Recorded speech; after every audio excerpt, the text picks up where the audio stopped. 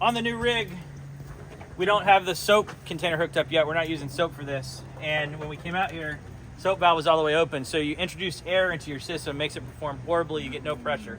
So when you are low on soap, it can do the same thing. I've had a lot of customers call me and they're like, hey, my system's not performing right. And I'm like, hey, go shut your soap valve. Check your soap container. A lot of times they'll compress it because they've got like almost airtight. They're just out of soap. They pulled more than they thought. So if you don't have your soap hooked up to anything, you want to turn this off.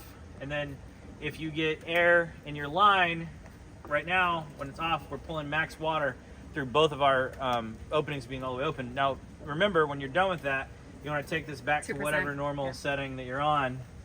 And then, so on a system, when the light is flashing, you're pulling soap and you're pulling SH.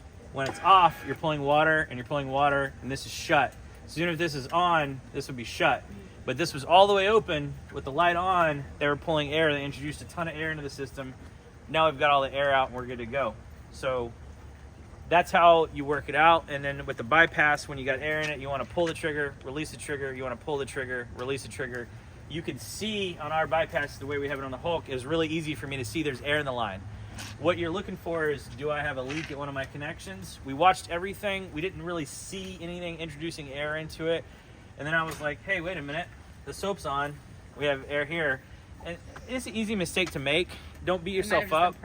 Like, you know, like if somebody, your guy walks over to the trailer and he turns the wrong valve, this is why training is important and you want to get it right. And it's just why troubleshooting your stuff. This could have taken you off the job because you could think, oh, my equipment's broken. It's not.